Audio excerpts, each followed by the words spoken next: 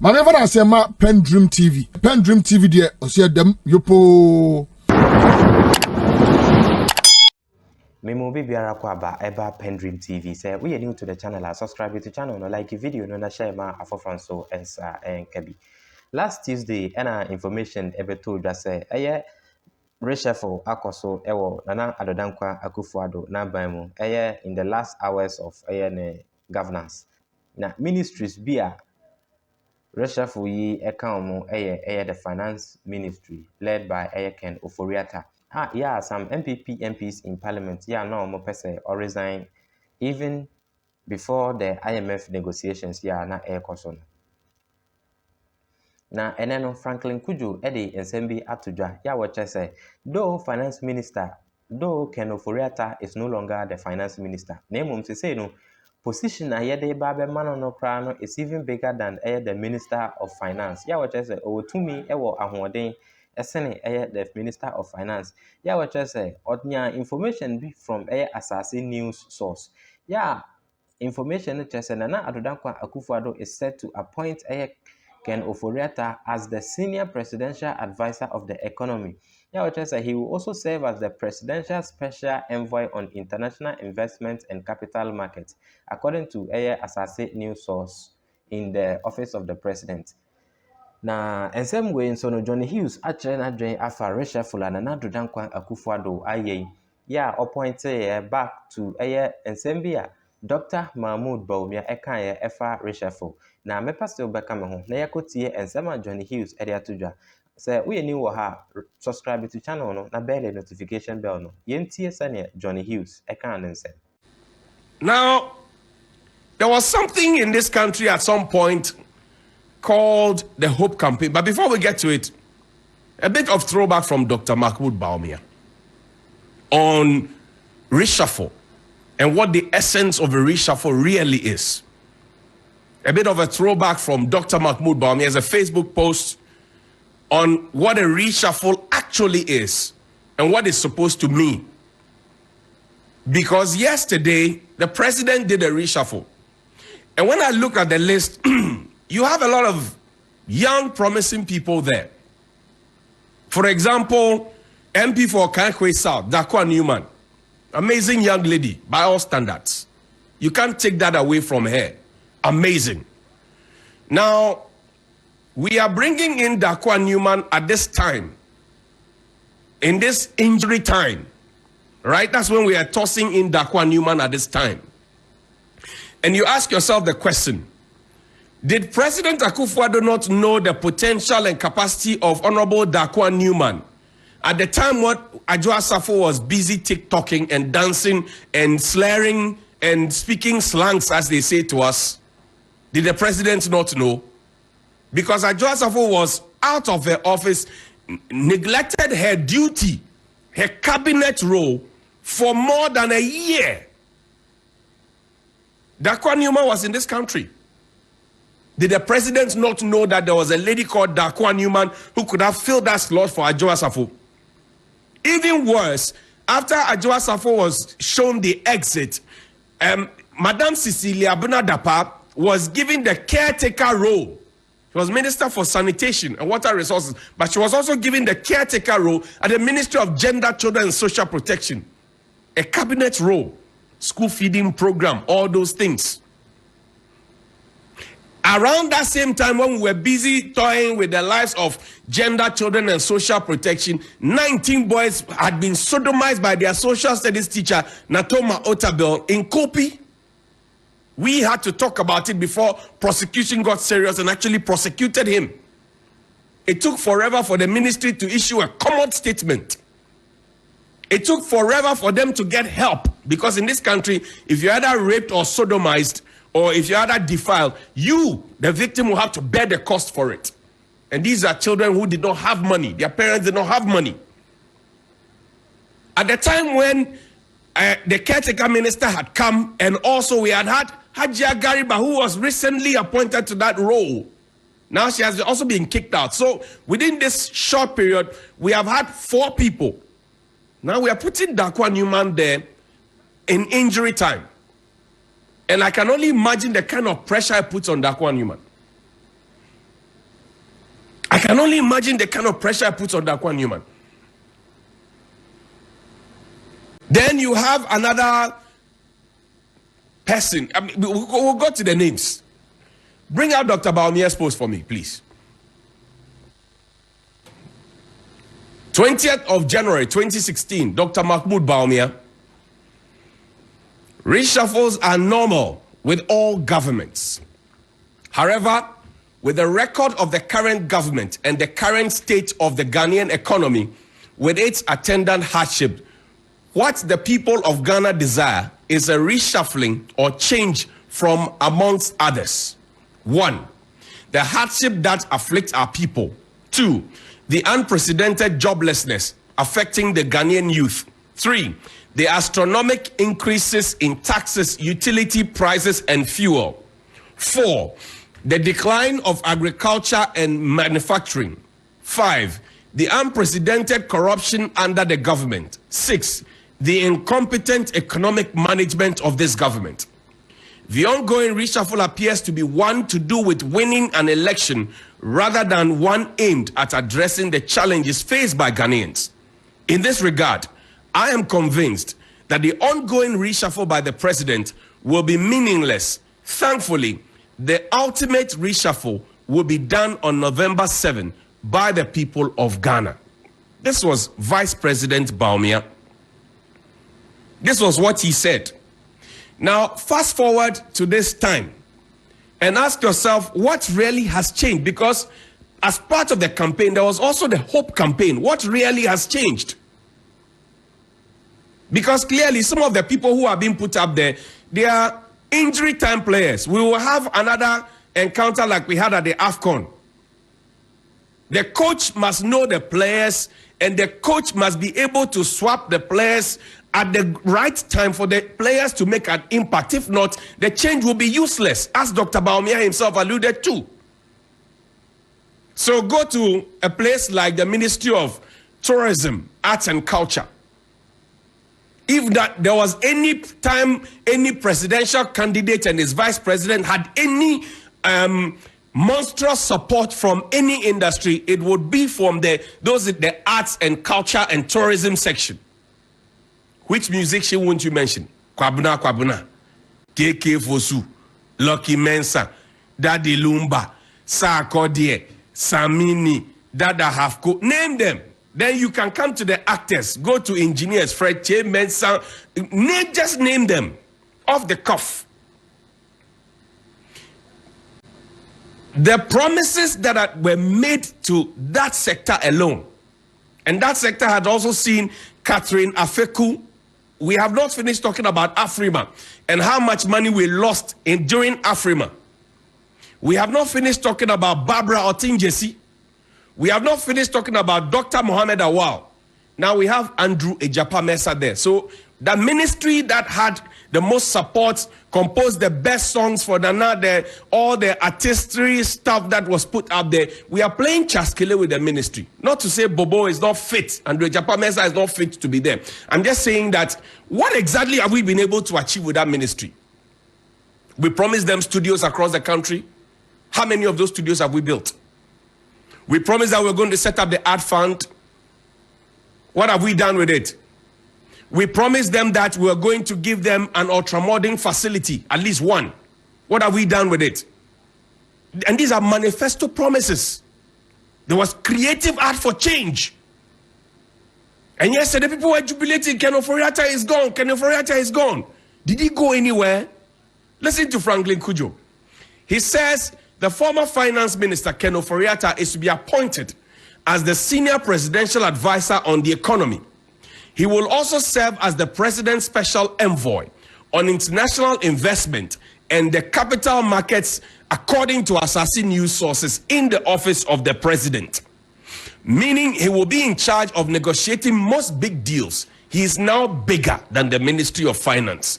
And if you want to remember Ken Ofori-Atta, show me that $12 million Ejapa deal. That was the deal that was botched. We didn't achieve anything with that deal. We ourselves said that it was corruption laden. Martin Amidu said that, please find me that Jediapa thing. Martin Amidu said that the president is the mother serpent of all corruption because of that corruption risk assessment he did. And we were told in Parliament that we lost $12 million. How much were we trying to raise with the e-levy? That today Dr. Bawumia says he will come and abolish $12 million. Do the calculation on your own. On a deal that we made nothing. And I remember on this deal, we were told that we had a combined 80 years experience of Charles Edubuahin, Ken Oforiatta, Yao Safomafo, and all the others. 80 years experience. You know who said that? Today, when you mention their names and you say a Japan deal, $12 million US. Oh. Can you imagine how many schools? And there are people dying at the renal department of Kolebu because at some point we owed them, we had to shut it down. We lost 19 people. There are still children sitting under trees. We have a problem. $12 million. What a fantastic way to protect the public purse. What an amazing way to give hope to the people. What an amazing way to encourage them to pay more taxes. What an amazing way to encourage them to still have hope and stick with us. What an amazing way. For me, the last minute ministers who have come in, I feel sad for them. I feel very sad for them. HKC Prempeh, CDD, Prof, he said he has retired from domestic economics. He's going global. You know, somebody also said that they had retired from domestic. Now, see, our think tanks, they are making mockery of the government and its actions. When we told the president to do a reshuffle, Engineer Kwabena Japan said even he is surprised because as a football person, he knows that the football and substitution, it goes. It says in Novell when I interviewed him. The president didn't listen to anybody. He didn't listen to anybody. Today now he is doing a reshuffle. Reshuffle for what? To achieve what? Because we will have elections very soon. We know that these individuals have interests. They will leave their positions to go and campaign either to retain their seats or to get on because most of the appointees have won their primaries. So what are we doing? And one would have thought that Nana Addo, as the oldest person who has ever aspired to be president, would have done differently. Would have done totally differently. And a lot of things have happened. Yesterday, the president showed some people love. Yesterday, he did not show some people love. He asked them to take a back bench and go and sit down. But yesterday also was when we had leading. So you ask yourself the question, as head of the security committee for the municipality, is this how to conduct yourself? Yes. As head of security for the municipality, is this how to conduct yourself? A few days ago, the National Media Commission boss, a veteran journalist and a lawyer, Yabu Edwayebo, got into, some banter with the GJ president because he says that the press had blacklisted some politicians, Hawa Kumsin and former Vice President Aliu Mohammed's son. And he was not happy. Now they have moved away from the journalists and they are beating civil servants. Read the letter, 14th of February, 2024. Regional Klosag Secretariat, the Metropolitan, and then the Klosag Northern Region says, assault of Suleiman Yakubu Tikuma, Regional Environmental Health Officer, by Honorable Sule Salifu. What he did is not honorable. We can't be calling him honorable. Sule Salifu is his name. Tamale Metropolitan Chief Executive. We waited for 9 months to get this man in office. He has recently won the primaries to contest as Member of Parliament for Tamale Central. His first thing to do is to beat people because he disagrees with them. We have received a brief and an update from the Northern Regional Secretariat of the Civil and Local Government Staff Associations, Ghana, CLOSAG, on a case of assault on one of the members, Suleiman Yakubu Tikuma, Regional Environmental Health Officer at the Tamale Regional Coordinating Council, by the Honorable Sule Salifu, Tamale Metropolitan Chief Executive. After the Honorable Regional Minister had intervened, and it was agreed at a meeting that 1, the Metropolitan Chief Executive should apologize in writing, and 2, settle all damages he caused. Right? These were what they agreed on. There's a second page, please share it. That says the MCE to date has not complied with the agreement. The posture and demeanor of the Metropolitan Chief Executive are indications that he disrespects lawful advice from the regional minister. Again, it shows by his actions that he does not regret in any way his assault on Mr. Suleiman Yakubu Tikuma, a member of CLOSAG, as the staff of the Northern Regional Coordinating Council and the Tamale Metropolitan Assembly are on the edge and feel insecure and threatened. It is advisable for them to stay away from work until congenial atmosphere is created. It is in this regard, all CLOSAG members in Tamale Metropolitan Assembly, as well as the Northern Regional Coordinating Council, Tamale, are asked to stay at home until further notice, with effect from Monday, the 19th of February, 2024, signed by Isaac Bampuado, Executive Secretary, copied to the Minister for the region, and all of that. My first confusion is how CLOSAG came to literally conceal a crime and agree that assault, which is a crime, when you slap somebody, which is a crime, should not be taken up by the state, as will be investigated by the police, and proper prosecution would happen. But they decided that they were going to have an arrangement for the man to apologize in writing and also to fix all the damages. Will that privilege be given to all citizens? I'm asking CLOSAG a question. When you settle, please put this picture up again. When you settle for less than what you deserve, you get less than what you bargained for. This is the individual who is supposed to be leading by example, who is supposed to be showing the people how to do things, beating people. He is the head of security for the Tamale Municipal Assembly. He wants to go to parliament to represent his people. Good ambition. Does he have the right temperament for it? I don't know. Has he discharged himself very well? I don't know. I am only asking questions. And now, because of one man, all the people who work at the Regional Coordinating Council, all those people have been asked to stay away from work beginning Monday, the 19th. Should anybody in leadership be worried? Should his appointor be worried?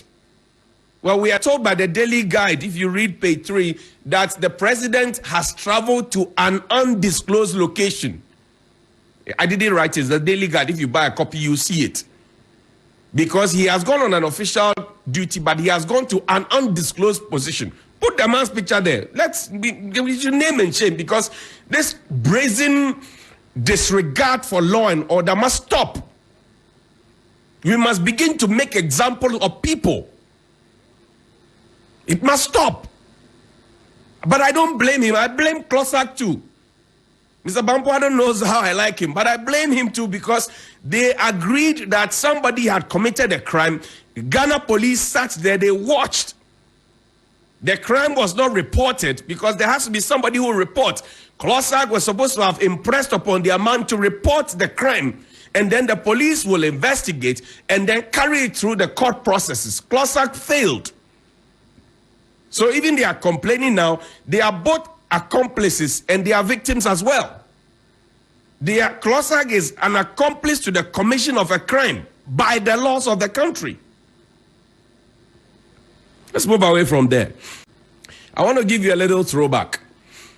The President of the Republic promised the children of this country some chocolates about 7 years ago at the inception of his government.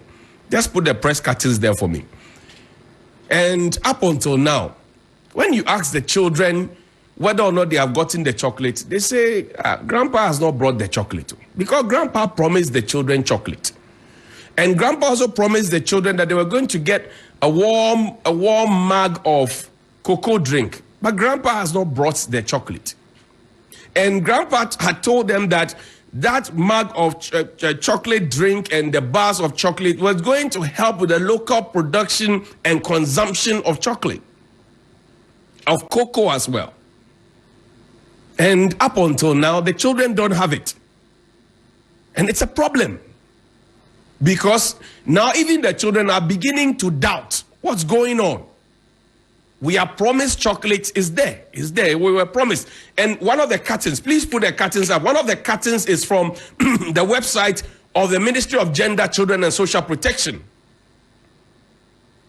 One of the curtains is from the website of the Ministry of Gender, Children and Social Protection. It has the photo of the coordinator who died not so long ago, Mrs. Kwashigan. Not so long ago. So every strata of society, children, able-bodied men and women, old men and women, they have all had their set of deception. Bondholders, there will not be any haircut. We saw the haircut. Young people, we will grow the economy so that you get jobs in excess. And then even younger people, we will give you chocolate. So children, mid-age adults, groupies, all of them, they have had their share of it. And it's a worry. It's a very, very big worry. PENDREAM TV now, so far so good. Say open online portal Ghana. Nipa share, nipa follow, nipa comment here. To my best of knowledge, without any biases, PENDREAM TV.